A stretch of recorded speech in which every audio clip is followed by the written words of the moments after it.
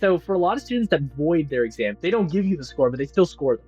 And the average voided MCAT is a higher score than the average scored MCAT, which means that a lot of folks that did well voided their exams because they got anxious about the exam.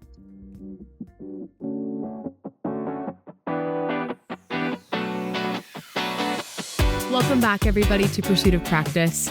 I'm Pooja Sanakar, your host, and for everyone who's in the thick of MCAT prep right now, this episode is for you.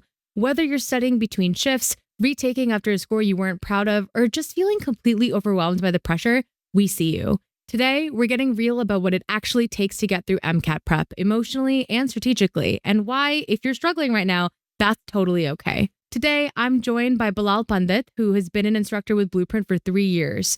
He went to UCLA and got a degree in physiological sciences and is now a healthcare consultant. He's been described as an enthusiastic and encouraging instructor who wants the best for his students. And on top of all of that, he's training for an Ironman, which he's taking in 6 weeks. Bilal, thank you for joining us. Happy to be here.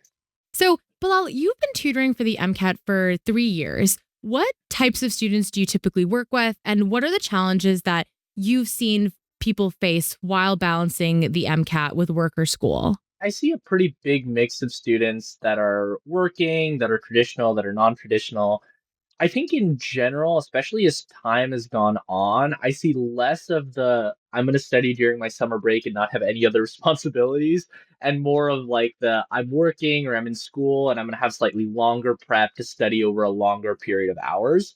So I think that there's definitely been a shift, at least in the 3 years that I've been teaching, towards more of balancing the MCAT as part of your life as opposed to having it be like your end all be all for a couple months. Yeah. No, that makes a lot of sense. And it's something that I definitely think I've noticed too. Just for our listeners' perspective, what was your journey in that? Were you working? Were you taking it during the summer break? What was your journey like when you were studying for the MCAT? Yeah, so I kind of did a mix in the sense of so I did take it during the summer between my third and fourth years of undergrad, but Yeah. I was also working during that summer. So it was a summer prep, but I had kind of the first month and the last month as like my months to study, and then I was kind of working in the middle of the 3 months. So overall, my prep took somewhere about I think 5 months, and 3 of the months of those five I was working. Okay. So it sounds like for a majority of the time, at least 60% of the time that you were studying, you were balancing it with something else. Yeah. How was that for you? Did you find it difficult to balance that at the same time? It sounds like it was hard. Yeah, it's definitely challenging. And I was working for UCLA football, which meant I had to wake up at like 5 in the morning to show up to practices, which was like not conducive to having good sleep at all, which is not Yeah. really a good idea. But I think the transition point, like the first weeks, like first week or two was really, really hard. But I think the big thing that I learned throughout kind of the start of that is learning to schedule time, because I think it can be really easy to just say like, oh yeah, I'm going to get home at like 3 p.m. and I'm going to study for 2 hours, and then I'm going to eat, and then I'm going to study for 2 hours, and like put like blanket study blocks. But oftentimes, at least for me, when I put those blanket study blocks, I like didn't do as much as I wanted to do, and I was like perpetually behind. And so like I Mm, started to set like concrete goals for what I wanted to hit in every hour. So for example, I was like, okay, I get home at 3. From 3 to 4, I'm gonna do a module. From 4 to 5, I'm gonna do 2 cars passages and a science passage. And like setting concrete goals in every hour that I was studying throughout every week made it so that I knew like realistically what can I actually do, and then I have a plan to actually finish what I think I can realistically do. yeah, that makes a lot of sense. So transitioning from just giving yourself blanket periods of time to actual actionable tasks and a more concrete to-do list seems to have been what allowed you to create that balance for yourself. Yeah, exactly. Okay, that makes a lot of sense. And do you find that your experiences juggling work and studying allows you to help other people as they're going through the same thing themselves? Yeah, I mean, I think at the end of the day, everyone's relationship with their work and school is going to be different, right? Some people are going to be working more hours, some of you are going to be working less. Some Yeah. are going to have like an easy quarter for school, some are going to have a really busy quarter for school. So I think it does help me give perspective, but at the end of the day, it's all about working with the student and understanding like, hey, what is your situation? Obviously, I have insight from my own situation, but my method works for me, but it doesn't necessarily work for other people. And I I'm not the big fan of saying like, oh yeah, I was working during my prep, so I understand everyone else that's working during prep, right? Everyone Yeah. has their own unique set of circumstances, and I have some insight, but at the end of the day, it's all about having those conversations and understanding what is and isn't feasible. No, that makes a lot of sense. And I guess globally, I know you just said that you believe in adapting everything to everyone's unique circumstances. But for any listener who feels like they're struggling with that themselves, is there any advice that you'd recommend giving them so that they can figure out what works best for them? Yeah, I think the big thing is making sure that you're being realistic about your study plan and developing something that you can maintain with consistency. I think one of the biggest issues that I see when it comes to especially starting off someone's MCAT prep is they want to do everything immediately, right? Like day one, they're studying for 7 hours, they're studying until they can't study anymore, and they're planning to do that for 3 months. And Yeah. when you have that volume of stuff that you need to do, like you can do it for a day, you can do it for 3 days, maybe you do it for a week. But at an eventual point, you're going to be like, hey, like I'm sleeping 4 hours a night. I'm working 8 hours, then I'm coming home and studying for 8 hours. Like I cannot do this for 3 months. Right. Yeah. And then you end up with burnout, and now you're in basically like a worse place than you were initially. And so the big thing that you want to focus on when you're creating your prep is hey, it's not just about doing as much as you possibly can, right? It's a marathon, not a sprint. How can I set up my study plan? So this is something that I can not only do this week, but I can do next week and the week after and for 12 subsequent weeks.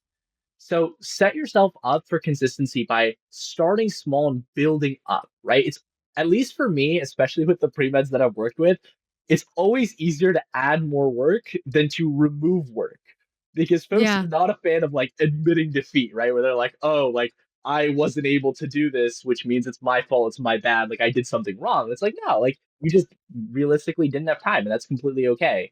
So, at least in my experience, like starting small and slowly building your way up is a way that I've found to kind of navigate that very well.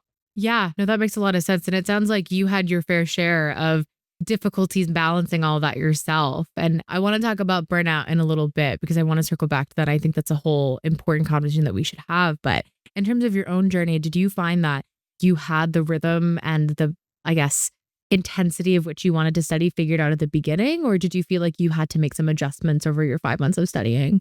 I don't know if I ever truly figured it out. I was kind of just like playing it by ear, you know? And I think obviously like improvement is what I can say that happened. Um, I I don't want to say that I was perfect by any stretch of the imagination, that I was doing exactly what I wanted to do. But I think over the course of my prep, I was able to stay more focused for longer periods of time and be able to do the work that I had set out for myself. Because for the folks that aren't aware, like the MCAT is like a 7 hour exam, right? Like it is very, very long. And one of Yeah. the big things is building up stamina to take that exam, right? And it's not just applicable for your MCAT, but it's applicable for your step exams and your board exams and your you're going to have a ton of really long exams in the future. And Pooja, I'm sure you can attest to that. But the key thing is like showing progression over time. Yeah, some people are going to have like amazing study habits and like study hygiene like the first day, and you're like, okay, like credit to you. But focus on improving your own ability to stay focused and like limit your phone usage and like make sure you're setting aside study blocks and prioritizing your study time. I think things Yeah. like that really add up over the course of the prep.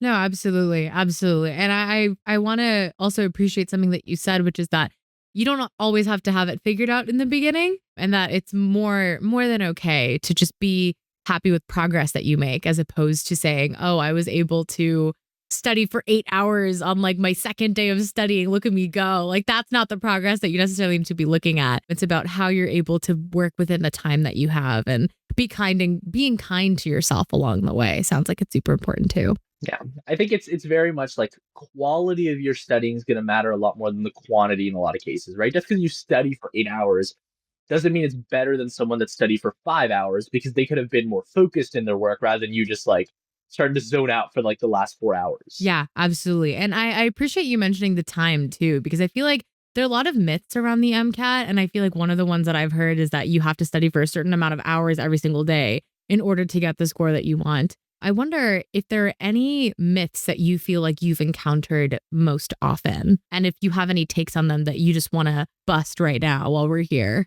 I think The most common myth that I see, and this starts to come especially close as folks get closer to their test day, which is like, if I don't feel ready for my exam, like I shouldn't take it. And it's this idea of like anyone that did really well on their exam felt super prepared and ready for their exam. They were like, oh, I'm locked in. Like this is gonna be easy. Like I've killed all these exams. Like it's gonna be easy. I'm just gonna show up, kill this exam, and go home. But at least for me, like I I woke up at like 3:30 in the morning the night of my exam. Like 3:30, like 3 hours or like 2 hours before I had to wake up and like go because I had a nightmare that I got a lens maker equation on my exam and I like didn't know what it was.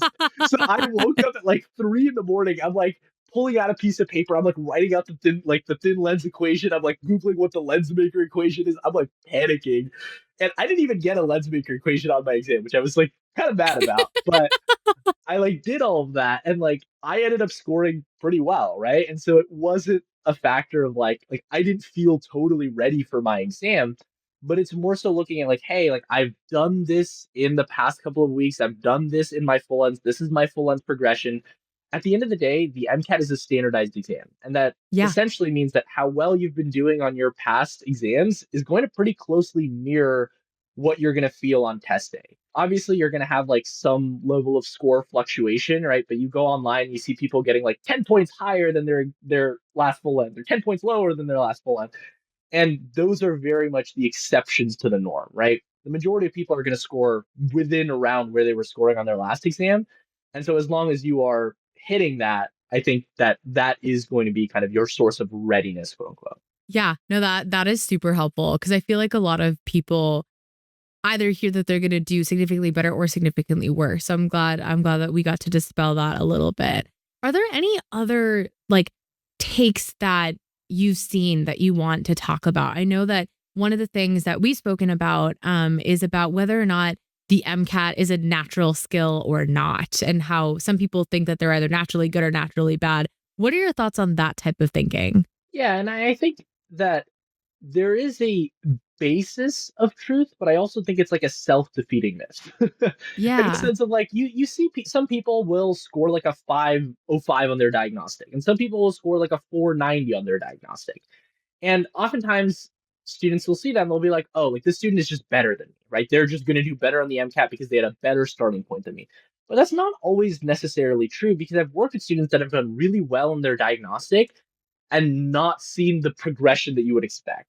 And Yeah. vice versa, I've seen students that struggled a ton in their diagnostic and then ended up doing much, much better. And like I very much fall into that latter group. Like I scored in the 480s, like the low 480s for my first like diagnostic. And this was like 2.5 months out. And I was like, I'm cooked. Like there's no hope for me.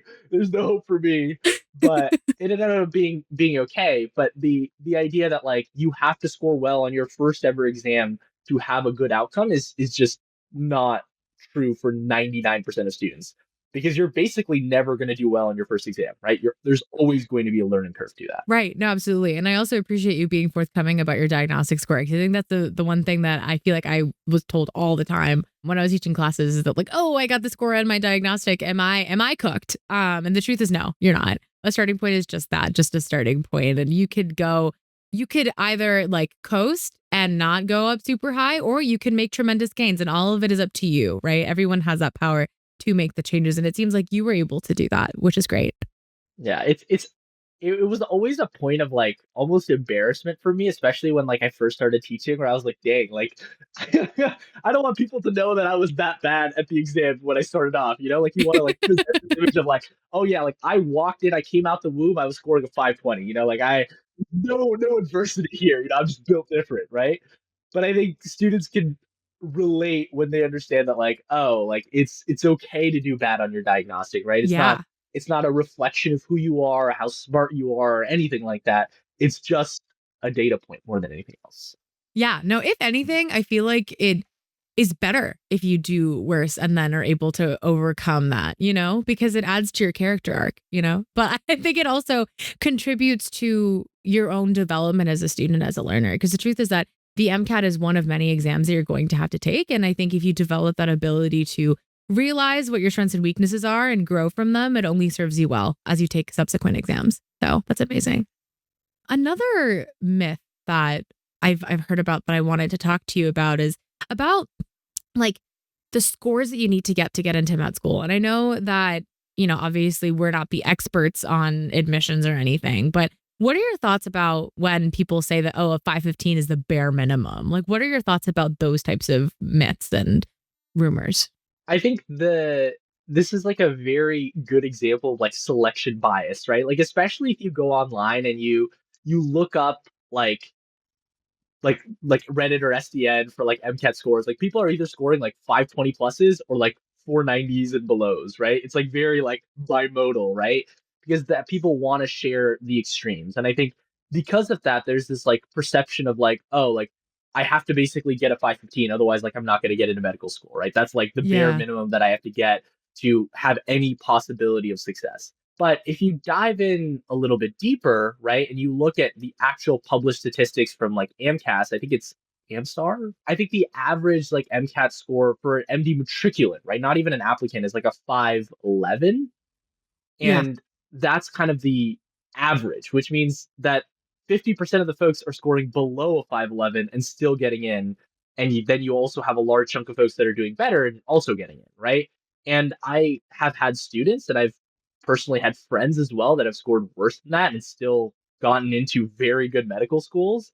So I don't think it's necessarily like an end all be all. Like, is it going to help you to get a higher MCAT score? I'm not going to lie to you. Yes, it will. But is that going to be the determiner of like, oh, I got a 520 plus. I basically just need to show up and like write an application. They're going to immediately like get on their knees and beg for me. Also, no, right? Yeah. It is very much a holistic process. Like it's great to have one really strong data point, but at the end of the day, like you have to have the rest of it strong as well. And you can compensate for that lower MCAT score if you need to. No, absolutely. And I appreciate that you're saying that. And what I love about it is that it removes some of the pressure. I feel like there are so many students out there who feel like the MCAT is the thing that is going to get them into medical school or is the thing that will prevent them from getting into medical school. And so they put a lot of pressure on it. But I hope that for our listeners, you take this as a moment to remove that pressure because this is just a part of your application. It's not the entire thing. And there are ways to navigate and kind of deal with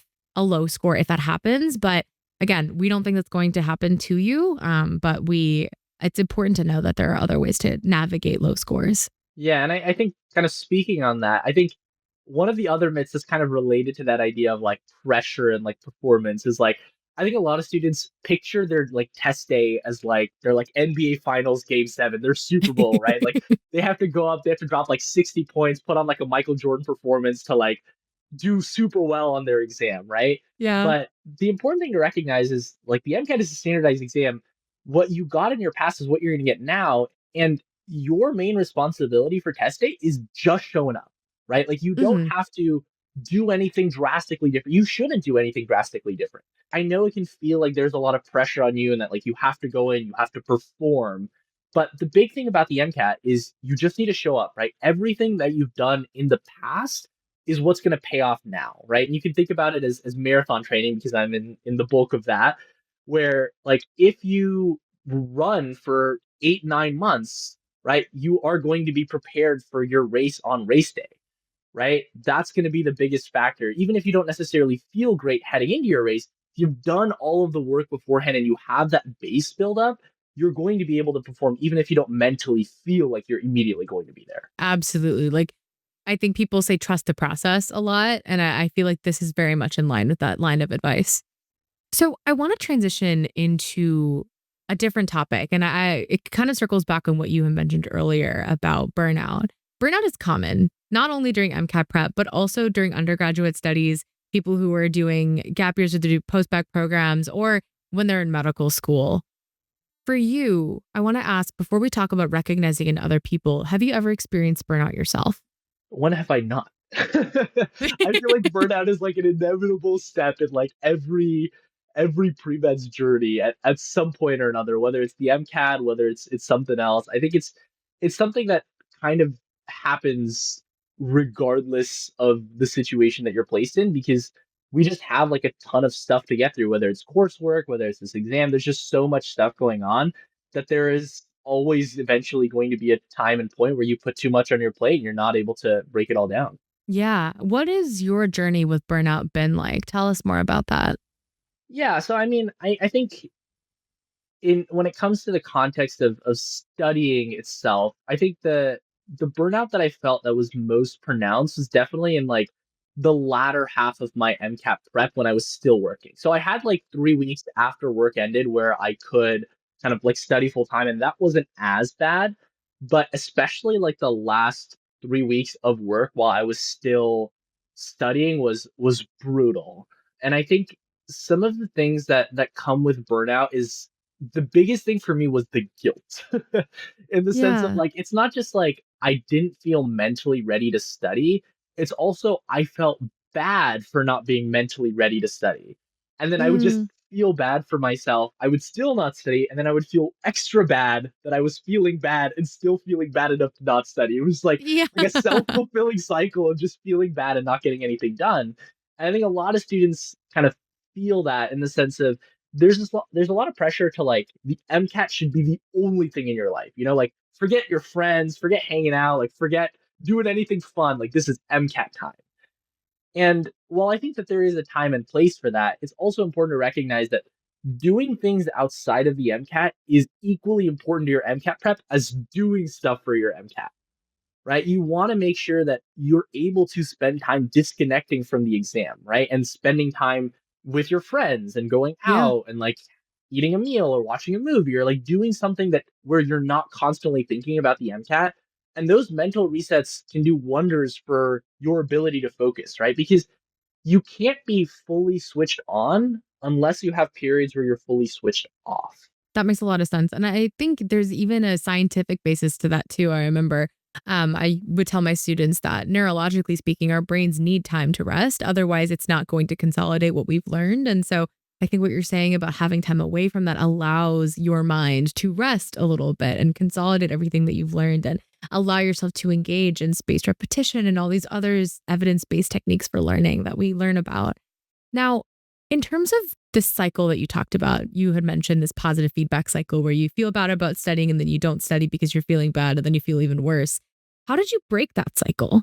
It was something that just came with time in the sense of like I think it was very, very difficult, but I think eventually at one point I was like, "Hey, I'm just gonna take today completely off.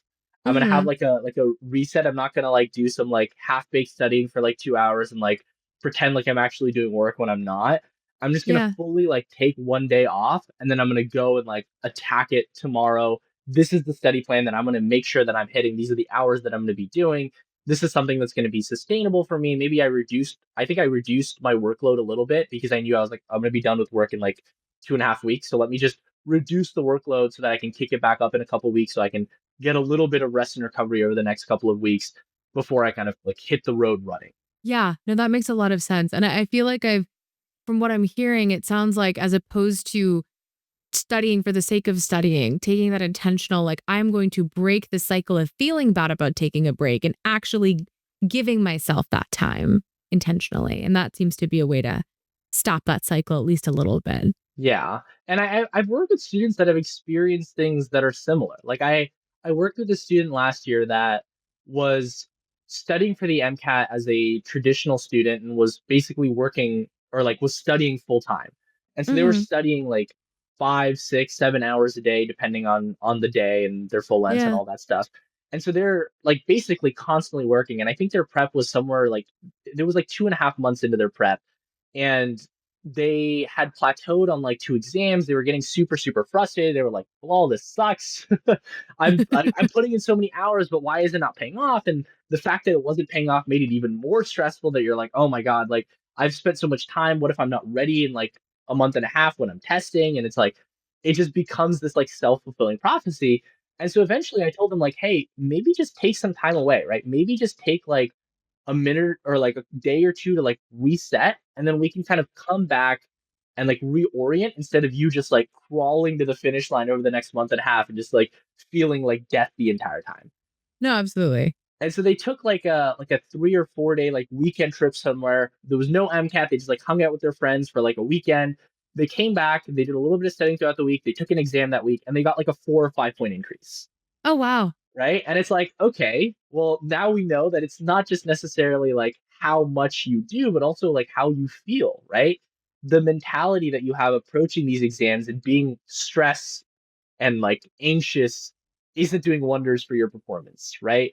There's something in the psych section in the MCAT called the Yerkes-Dodson law, right? Where it's the idea that like you want to reach the state of like optimal arousal, right? Where you do want to be a little bit stressed, like the MCAT is important. You do want to be a little bit stressed because if you're not stressed at all, you like fall asleep during your exam. But then on the flip side, if you're too stressed, you're going to do worse than you would normally, right? So you want to find that middle ground where you are having a little bit of stress, but it's not to the point where it's preventing you from performing and doing the things that you want to do. Absolutely. No, I love me a good Yerk Dodson law. I'm glad you brought it up in this context. The MCAT instructor always peeks its face a little bit. No, Yeah. absolutely. So we talked a lot about burnout. We talked a lot about breaking it. Are there any early signs of burnout that students should watch out for and should take as their opportunity to say, okay, let me take some time away. Let me intentionally give myself that break so that I don't end up completely burnt out? Yeah, I think it's always this balance of like am I burnt out or am I being lazy? Like, am I actually burnt out and tired or am I just like sick of the exam and I don't want to study anymore? And I think it comes back to that idea of like start small and build up, right? When you start off with like 7 hours of prep every single day, well, then you might just be tired of the exam or you might be really burnt out.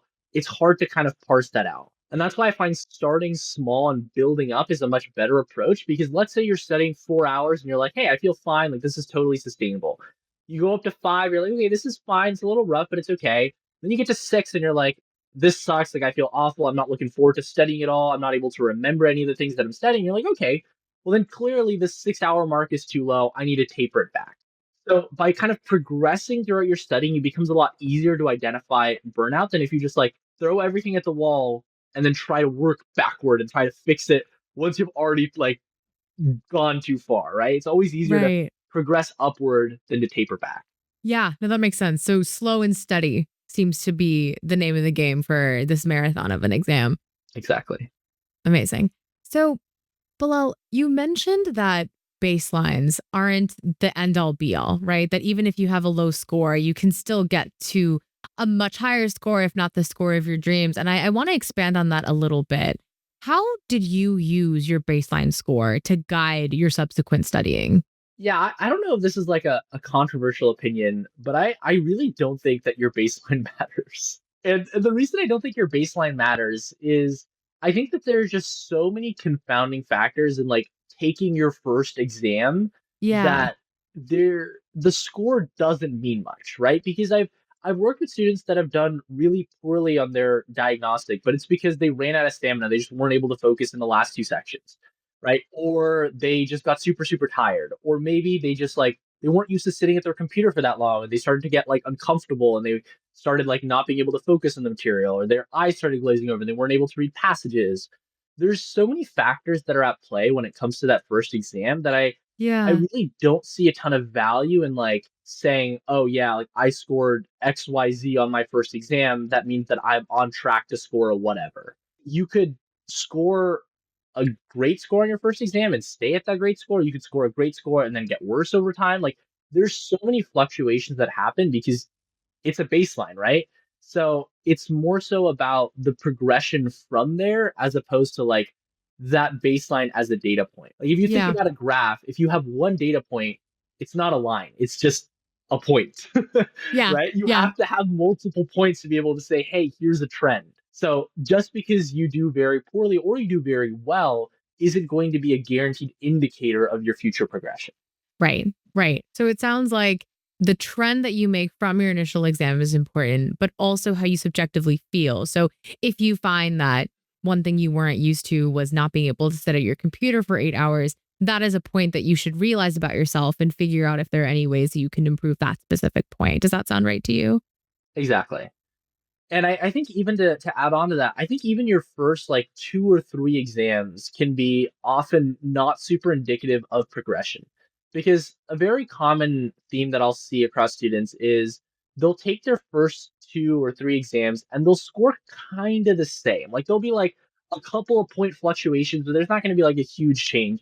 And a lot of students immediately jump to like, oh, I've plateaued. Like I'm stuck. I haven't seen any progression. Like I'm basically in the same place I was a couple months ago. But that's not necessarily true. And the reason being is the MCAT tests a lot of topics, Yeah. right? And especially early on in your prep, you're going to have gaps in content that you're good at and content that you're not as good at. So, for example, let's say your first exam, you got a electrostatics passage, and you're like, okay, I know that I got tested on electrostatics. I am now an electrostatics pro. And then you head into your second exam, you don't get a single electrostatics questions, you get a ton of torque questions, and you're like, dang it, right? Your overall score stayed the same, but you got much better at a topic. And then you study torque, you know torque like the back of your hand. You're like, okay, I know torque, electrostatics, I'm ready. You head into your third exam and it tests kinematics. You're like, God, like, why am I so unlucky? And then you have the same score in the chem dis section, but then you now know your forces and kinematics really well. You head into your fourth exam, then you get electrostatics, torque, and kinematics. You nail them. Now you have a huge score increase, right? It's not that you did anything super special in the week before that exam that led to that score increase. It's that because the MCAT tests so much, it can often take a long time to see that translate to a score increase. Right, right. It's like if each exam is a sample of what you know, you have to cover enough information that any random sample also overlaps sufficiently with what you know. It's like a Venn diagram, right? Each of your full lengths is like its own little Venn diagram. There's always going to be those overlapping sections. The more exams you take, the more questions you do, the more overlap there's going to be until eventually, hopefully, everything is overlapped and you've seen everything at least once. No, yeah, absolutely. That's the goal. In terms of the first couple of practice tests though, what is there any data that you think people can use from that? Like either specific question types, timing, or specific topics that people can use to inform their study after taking that practice test? Is there anything you think people can use or no? I think when it comes to the first exam, generally I will use the first exam as like a touch point for understanding what topics folks are naturally better at and worse at. So for example, like a lot of students will do much better in like bio than biochem. And so if I see a student that scored whatever they scored, but they did very well in bio and really poorly in biochem, it's like, okay, cool. Not necessarily like you don't need to focus on bio at all, but it's like, hey, clearly biochem is a weakness. So let's make sure we're doing a ton of questions about biochem. Mm-hmm. Or like Gen Chem and physics. A lot of folks struggle with physics. It's like, okay, well, clearly physics is a weak point. Let's make sure we incorporate some extra questions about physics in the next couple of months. So it's more about just like, hey, these are what you're preferentially good or bad at, which most students are honestly already aware of before even taking the exam. But it's just a data point validating their pre-existing notions of what they are good and not good at. Totally. The other thing that I will look at, and this is generally in later exams, is like progressions across topics. And Okay. this kind of goes back to the earlier point where if I see a student that is struggling a lot on electrostatics in their first exam, it's not a huge red flag for me. I'm like, okay, cool. You have a weak point. You can go figure it out. We can address it Yeah. and then we can move on. But if I see a student that's scoring poorly in electrostatics, we full length one, full length two, full length three, full length four, and then I'm like, okay, now let's walk it back. Let's figure out like what exactly is going wrong because clearly something is going wrong in your process of addressing your weaknesses because this has Hmm. stayed constant, and that's a much bigger red flag for me than like, oh, their score stayed at a 125. I'm like, okay, that's fine. That doesn't mean that you're not progressing, but if you are scoring the same on like a series of topics that you reviewed across your exams, that's a much bigger red flag for me. That makes a lot of sense. So really paying attention to not just the score, but also what topics were being addressed and whether or not you made improvements in those topics if you've already studied them before. Exactly. So seems like you're very data driven, not just by our conversation, but also the fact that you are a consultant now, which I'm assuming you use a lot of data. I don't know exactly what consultants do, to be honest, but I know that there's data involved. I wonder in your own personal journey of studying for this exam, how did you use data that you got from practice tests and practice questions in your own studying? Yeah, it's it's kind of an ongoing joke that nobody really knows what consultants do. It's just like an ambiguous role. But coming back to the idea of analytics and data, I think one of the big things that I would strongly recommend students to do is especially focus in on their review, right? In the sense of your review gives you a lot of data about what you're good and what you're bad at. And as I continue taking my exams, I would really focus on understanding all of the questions that I got wrong. And so at the end of the day, after reviewing my full lens, I would have like a to do list of things that I would need to hit to make sure that I was able to see improvement on the next exam. Because I think a common misconception students have is like, oh, taking more full lengths is better, right? If I just take more full lengths, I'll see an increase. So I'll just take a full length every 3 days. But it's less about taking the full length and it's more about what you do between the full lengths, right? So, for example, if you struggle in electrostatics on a first full length and then you just take another full length 2 days later, you're still going to get that same electrostatics question wrong, right? You have to make sure that you're doing something in that gap to address your weaknesses. And so, creating like actionable to do lists of things that you're actually going to do to address all of your issues is going to be huge in terms of that progression. Yeah, no, absolutely. I love that. And I also, again, maybe it's the consultant in you. I don't know. But I feel like having individualized data that you're able to track and then use to inform your subsequent decision making, I think it's not only important for the MCAT, but also for future tests. I know that I used it a ton. I used a lot of the study techniques that I built when I was studying for the MCAT and when I taught MCAT classes when I was studying for STEP. Like it's something that doesn't go away. The idea of just like making sure that you are addressing actual weaknesses that you have versus ambiguously going through an entire plan or an entire textbook because you feel like you have to. So now I want to transition a little bit into retaking or moving test date. I don't know if you ended up moving your test date at all or if you have any experience with that yourself. So I did move my test date, but it wasn't like a dramatic change. It's a bit of a funny story. So I was supposed to test at the end of August, and I was in LA at the time, and so I was planning on testing in Torrance, and I don't know I where ended up Torrance is. shifting my test date. It's like a little bit south of LA. Sure. Um, Okay. and I ended up shifting my test day to be like 3 weeks or 2 weeks later because I didn't feel super ready at like the 1 month mark, which is when you can generally reschedule, which is like 30 days out. And the test center that I was supposed to test at on the date that I was supposed to test at had a power outage. So the entire test center had a power outage and they had to reschedule everyone to like some later point in like January or like December. And I was like, I am I faked everything. I was like, oh my God, if that happened to me, I would be so upset. Oh But my I did push my God. exam and it was okay. Okay. Wow. So yeah, you were fated to move your exam, it sounds like. Exactly.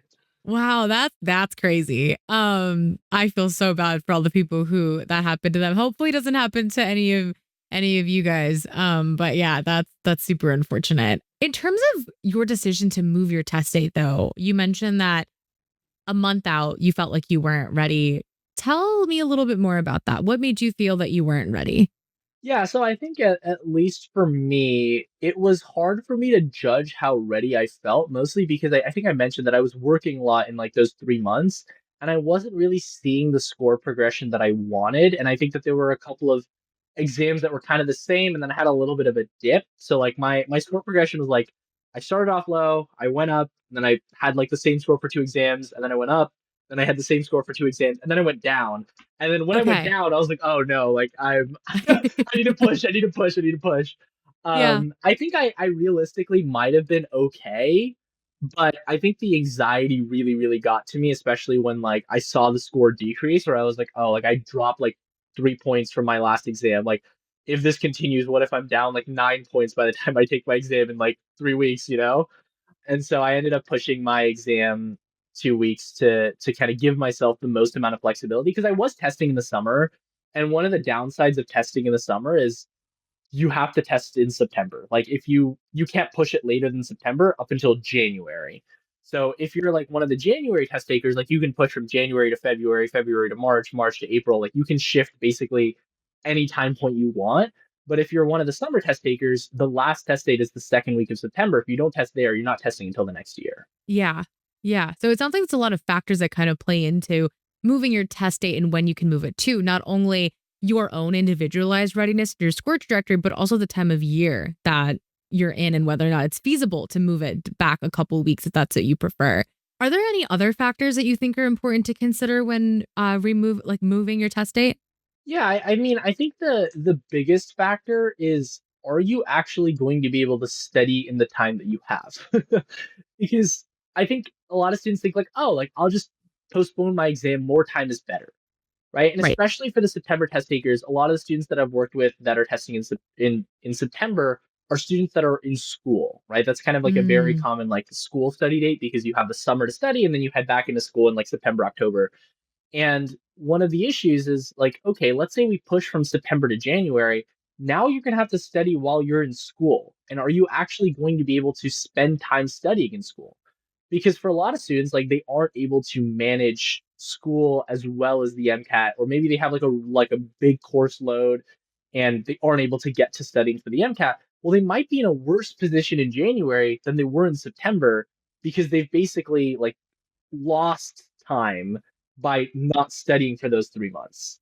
right. So it's a matter of yes, you want to make sure that more time can be better, but you want Yeah. to make sure that you create a realistic plan of like, hey, if I'm pushing my exam, this is how much time I'm going to have to study. The general ballpark that I'll give for students is like you want to aim for about like in the interest of data, the you want to aim for about like 300 to 350 hours for your prep, right? And if you end up pushing your exam, you want to aim for an additional like 150 to 200 hours of studying after you push it. And so if you look at the 200 hours and you're like, there's no way I'm going to be able to spend 10 hours a week for that many weeks, it's like, okay, well, then maybe pushing your exam isn't the best idea. Or maybe you want to regroup at a later point. Because at least in my experience, if at least from what I found is like 15 hours is like the baseline per week that I found is sufficient to keep all of your knowledge fresh, if not see a little bit of progression.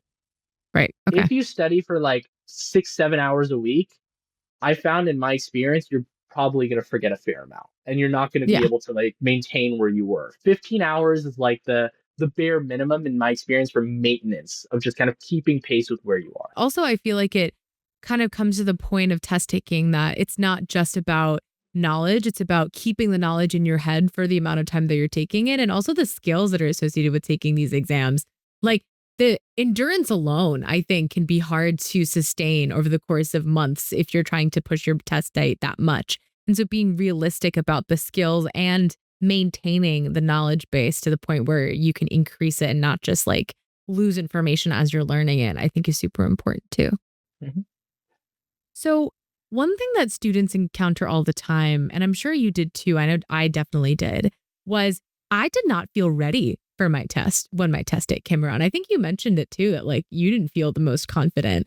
How do you balance confidence in your test date versus ensuring that you've had enough time and being able to trust what you've done lead going into your exam? Yeah, and I think this is where that data is going to come more into play than really anything else, right?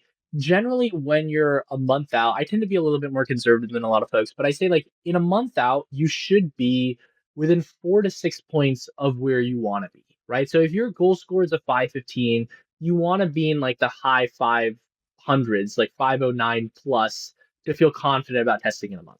If you are have a goal score of a 500 and you're scoring, let's say, a 498, well, then I would Mhm. strongly consider rescheduling.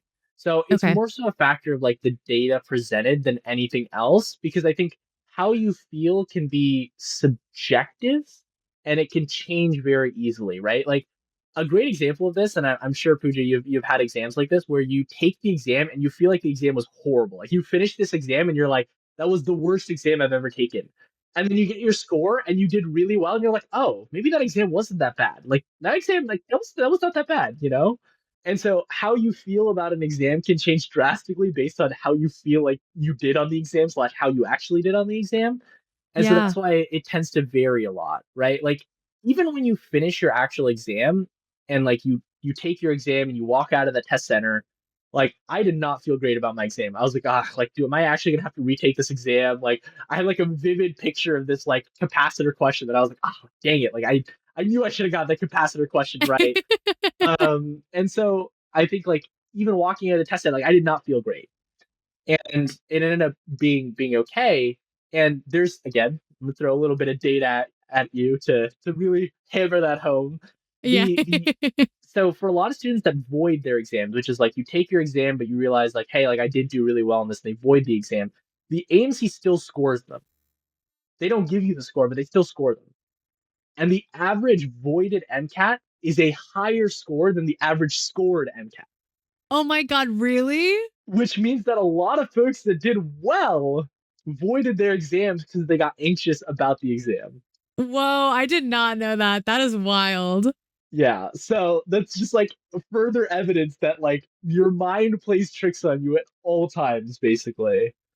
Wow. Okay. Yeah. I mean, I think that goes to show that clearly voiding is not the move unless there's like an actual emergency during your exam, but also that like our minds do play tricks on us. I think when I was studying for my board exams and I was taking my MCAT, I also did not feel great during it. But I remember someone had told me once that our brains remember bad memories easier than they remember good ones.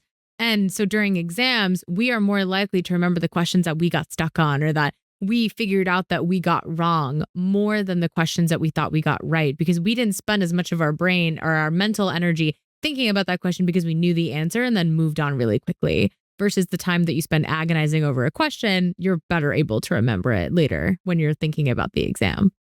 Yeah, I think that carries over too to like thinking about the yield of topics on the exam, right? Because a lot of students will take an exam, they'll be like, dang, there was this OCHEM mechanism question. Like, I need to make sure I study like OCHEM mechanisms in a ton of great detail.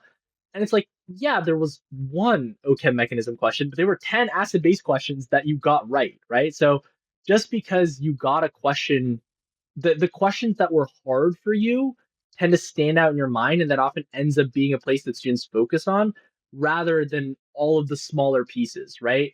And so Yeah. a lot of students, like if you look online, they're like, oh, the MCAT has changed. They're testing all these low yield topics and like everything is so much harder now. It's like the score distribution is a percentile, right? It doesn't really Yeah. matter what your raw score is. It's based on how other people do.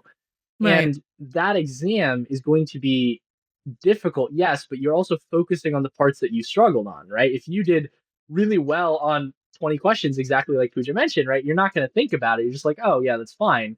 But it's the ones that you struggled on, you definitely focus on. Absolutely. And I think one last question I have about that specifically is if someone is studying for their exam and they're not sure about pushing their test date back, how can people know if they're truly ready?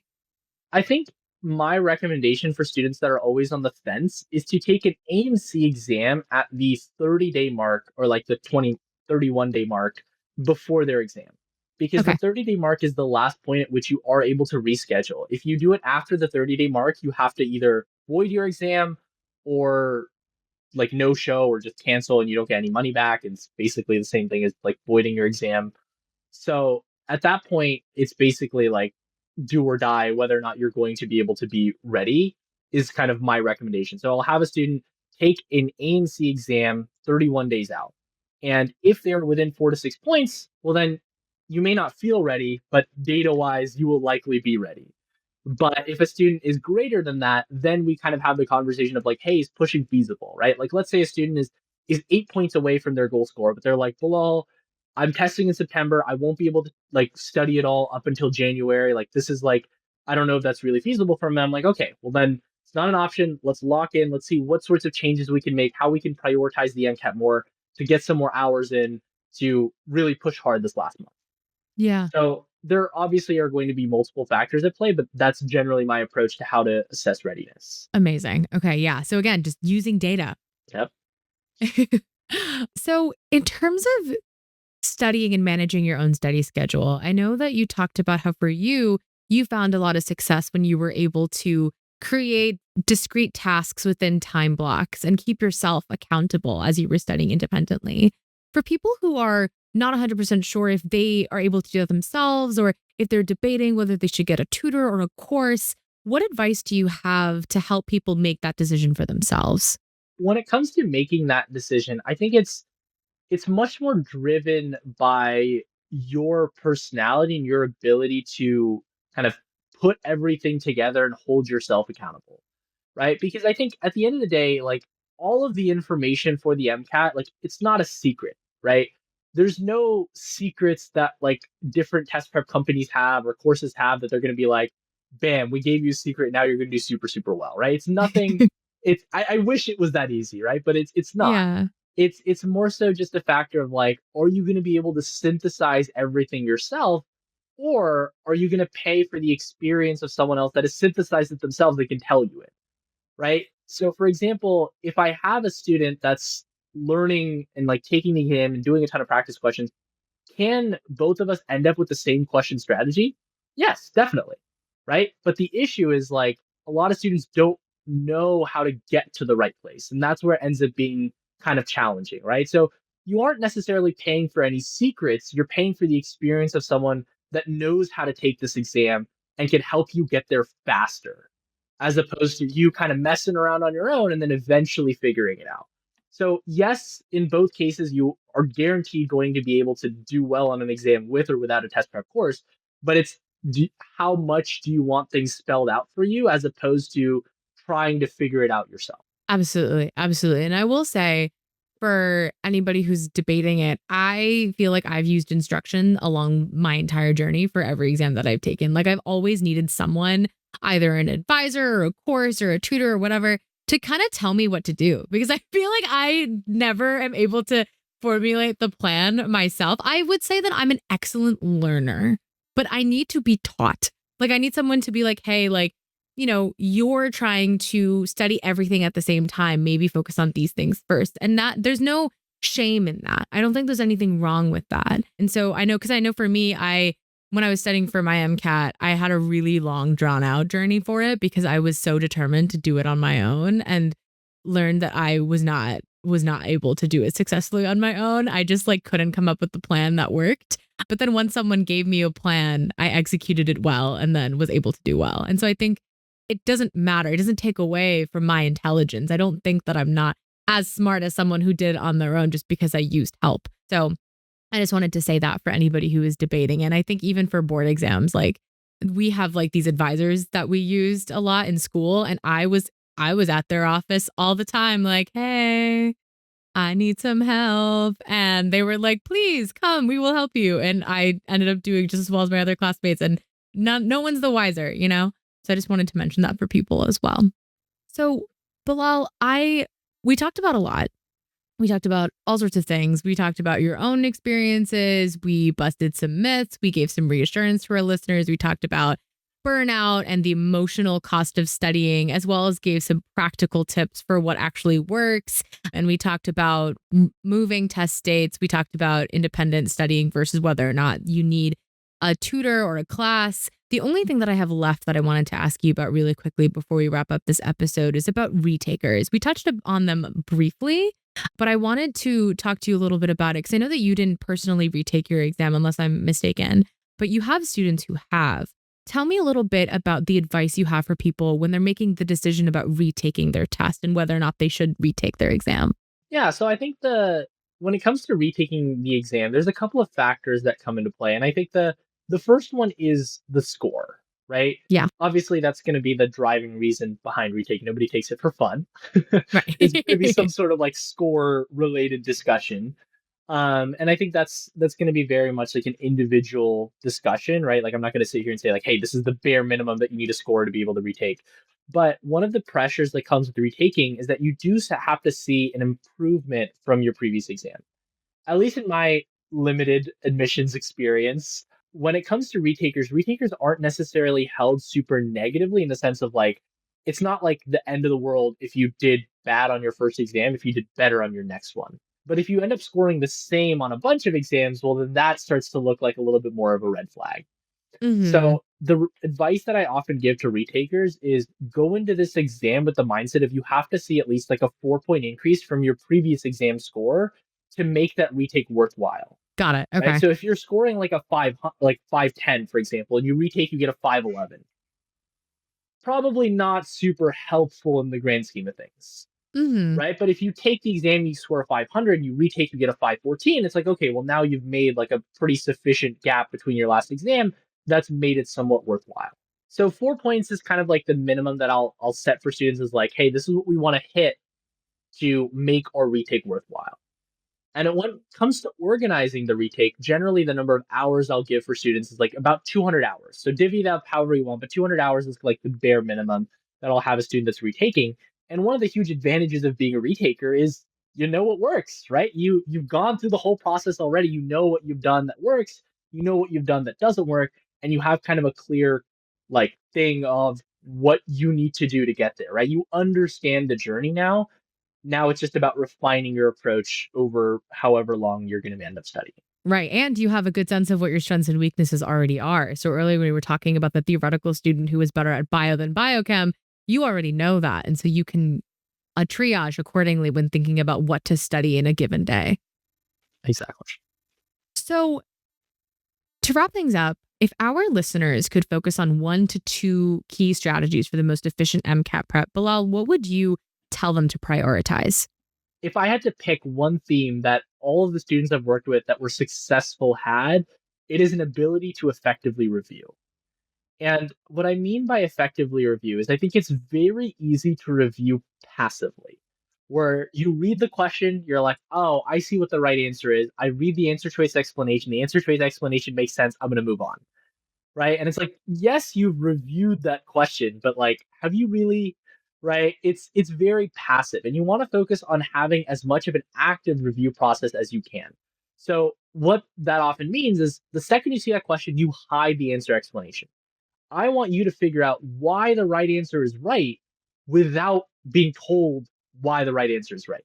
Right? Because you know what the right answer is, right? Like when you're reviewing a question, it'll tell you like A is the right answer. It's like, okay, A is the right answer, but I want you to justify why A is the right answer. And the more practice you get justifying why A is the right answer and why your answer is wrong, the more you start to get insights into how AMC's logic works. And Yeah. this is true especially for cars. Because I think Hmm. cars is a section that a lot of students are like, oh, this is so subjective, right? This is a very subjective section. I'm just never going to be good at cars because it's subjective. But cars is very much an objective section in the sense that there's going to be one right answer and 3 wrong answers. There's never going to be a scenario in cars where it's like, oh, A is kind of right, but B is more right, but C is the most right. It's like, hey, you have one right answer and 3 wrong answers. And that's true for the sciences as well. And so when you're going through, you want to figure out, okay, well, this is my right answer, but how can I concretely prove that the remaining 3 answer choices are incorrect? Right. And the better you get at identifying details in the passage or refining your content knowledge, the better you're going to be able to tackle new and novel questions and scenarios. That makes a lot of sense. And I want to just clarify something, getting into the weeds a little bit, because I love your suggestion of actively thinking about why the answer is right. How do you recommend people actually figure that out? Do they just like go into Google and look up things that can help them justify why A is the right answer? Or like, how do they go about figuring it out themselves before reading the explanations? Yeah, so you want to try and I want to emphasize you want to try this on your own first, Yeah. right? You don't want to have like the cop out of like, oh, this looks hard, I don't really get it, I'm just going to move on. Because there are a lot of approaches to get to the same answer, right? Yeah. A lot of the times if you look at online explanations, they're heavily content focused. So for example, like there's one question that comes to mind that's like about lipoic acid on one of the AMC section banks. And you look at the answer choice explanation, it's like lipoic acid is a cofactor for the pyruvate dehydrogenase complex, which makes acetyl CoA. And you're like, I just didn't know that. I'm going to make a flashcard. It was a content gap. But if you approach that question through the lens of like, hey, I don't have any content. How can I still get this right? Only one of those processes listed out is in the mitochondria at all. So oftentimes there's going to be multiple approaches to get to the same right answer. And if you kind of go into the de facto, oh, content gap, content gap, content gap, content gap, you often lose out on a lot of the strategy approaches to get to the same answer. So you want to focus on trying your best to try to figure out why A is the right answer. And there's going to be times where, like, let's say you have a content gap and you see this question, you're like, I have zero idea how to get there. Like, I'm completely stuck. Right. Yeah. Then it's totally fine to go online to try to figure out like where exactly did I go wrong. And there's tons of like different places that will help you get like resource information for how to review those questions. So you can figure out why that is, but that should very much be like a last resort as opposed to something that you should do always. So relying on what you know and figuring out how can you leverage what you already know to get to the answer without having to rely on any external source, be it the answer explanations or any Google or honestly ChatGPT, or anything else. Yes, I agree. I think ChatGPT is a really, really helpful resource as well if you just like upload questions. I will call out though that it can hallucinate. So just do be careful about some things because I think ChatGPT for some reason sucks with cars, especially. Like you can Hmm. gaslight ChatGPT into thinking like any car's answer is correct. So do be a little bit careful of that because sometimes it will just like explicitly lie to you. But yes, I agree with the rest of that. That is good to know. That is good to know. In terms of small study habits that can make a big impact, is there anything that you recommend that people start implementing as soon as possible because it's simple, but it actually makes a big impact and is high yield for their MCAT performance? So I think there's some that are more of a matter of feasibility than anything else. Like I think one of the things that was very helpful for me is setting aside longer study blocks, right? So trying to set aside like an hour and a half to study and then taking a little bit of a break, and then an hour and a half to study and then taking a little bit of a break. But I also recognize that a lot of students won't have like an hour and a half continuous in their day to study, which is totally fine. But if that is possible for you, it is something that I would recommend because it kind of helps to continue to build that stamina. The other thing that I would really strongly recommend is try to make the MCAT relatable to you. And this is Okay. true for psych socials, also true for the sciences. Because especially when it comes to psych social, I'll kind of talk through that first. A lot of students do flashcards to like learn the psych social terms. And I think that that is a fantastic resource. But the downside of doing flashcards to figure out all your psych social terms is students learn the textbook definition, but they don't know what that actually means and looks like, right? Like you look at symbolic interactionism and you're like, oh, I know what the textbook definition of symbolic interactionism is. I'm like, okay, cool, that's the textbook definition. Give me an example. And students are like, oh, uh-oh, I don't have an example of symbolic interactionism, right? It's this like abstract thing that we have. But the agency's not going to ask you for definitions, they're going to ask you for examples. Right. And so you want to make sure that you have personal examples that also makes it more memorable, right? You're like, hey, like this is a very like thing that I remember relating to this MCAT term. Yeah. And that same thing carries over for the sciences, right? You want to create analogies to your real life, right? Like we're thinking about fluids, right? So I think like, oh, if you're thinking about the continuity equation, think about a hose and you're like putting your finger up on the hose and you're increasing the velocity by decreasing the area. Or you think about like blood pressure and how that relates between your arteries and your capillaries and things like that. Or when you think about like the Venturi effect and you're like running through a hallway and you're pushing against the outsides for pressure, right? You want to try to create like real world analogies and examples, and this will help you make connections between the different topics, right? You want to avoid learning things in isolation, right? And I think this is true for a lot of topics, especially in chem phys, where a lot of students will learn these topics as if they are their own individual isolated world and they're entirely separate from everything else. And when you learn like that, it can be really, really difficult to actually understand what things mean. So the Yeah. electrostatics examples are a great example of this, where like you have an equation for voltage. And if you asked me right now to explain what voltage is without using any of the other electrostatics equations, I don't know if I could do it. Yeah. I watched like an hour and a half documentary about voltage and like what it means, and I am like still like cool, but also questions, right?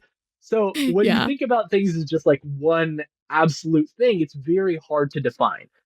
But the advantage of learning through making connections is like, hey, I don't fully understand what voltage as an abstract concept is, but I know how voltage is related to these three other things. I know how it's related to Coulombic electrostatic force. I know how it's related to electric field. And now that I'm making these connections, when I get a question, I know how to tackle that because I've connections made to where I need to go. Yeah. Yeah, that makes a lot of sense. So connection building is really important and being able to actually deepen your understanding of something so that you can apply it rather than just regurgitate information seems to be essential for improving MCAT performance. Would you agree? Exactly. Amazing. So the one last question that I have for you before we really wrap up is it seems like the MCAT is kind of like the beginning of just high pressure environments that I think people who are going into medicine get accustomed to. But for people who are perhaps struggling with that, what mindset shift do you think can help when it comes to being able to go from someone who crumbles under pressure to being someone who thrives under it? There's two factors that matter here, at least in my experience. And the first of one is one that we've talked a little bit about already, which is like you can be really focused and Yeah. on the MCAT when you're able to also equally turn off, right? If you're in a constant high stress environment, you are going to struggle, right? Because you're just constantly stressed out of your mind. When you think about people that are successful under pressure, they're successful not just because they're able to handle pressure well, but because they also have times where they aren't under pressure, right? They have all these times where they're separate from that. And secondly, you want to try to recreate that pressure as best as you can in the places that you need to, right? So, Mm, for example, when you're taking your full lengths, you want to take your full lengths just like how you're going to take your actual exam, right? So, don't yeah. use your phone between the breaks, don't drink water, don't go to the bathroom in your sections, right? Follow the exact test taking protocol. And the more you can recreate what you're going to experience, the better you're going to be able to do, right? It's like practice for like the basketball game, right? Coming back to that, right? Where you want to be in the gym and you're shooting the ball alone, you want to try your best to recreate what you're actually going to see out on the court, right? And when you're able to recreate that to the best of your ability, it's never going to be one to one, right? There's always going to be heightened anxiety when you're like walking to your actual test center, right? It's never going to be the same. But the Yeah. more that you've practiced this scenario in your mind, the more times that you've done the exact thing that you're going to do, the better you're going to be able to do on that actual exam. No, absolutely. I completely agree. Well, Bilal, thank you so much for taking the time to chat with me and to joining us on this episode. I feel like my favorite takeaway from our conversation, I think, is the most high yield thing that someone can get out of this episode is using the data that you gathered from yourself. So whether it's how you're feeling during practice exams, the actual scores that you get, or how you're doing on individual topics that you've studied before, all of those things are just pieces of information that you can use to inform what your next steps are. And also realizing that this exam is a big part of your application, but it's not the only thing that's going to be determining your success. And so realizing that it is just a piece of the puzzle rather than the end all be all is also super important. So yeah, thank you guys for listening. Thank you, Bilal, for joining us, and we will see you guys next time. Thanks so much for watching. If you found this helpful, don't forget to subscribe on YouTube or follow Pursuit of Practice on your favorite podcast app so you never miss an episode. And remember, Blueprint's MCAT resources are always here to help you prep smarter and feel confident on test day. Visit blueprintprep.com/MCAT for more information and free MCAT prep. See you next time.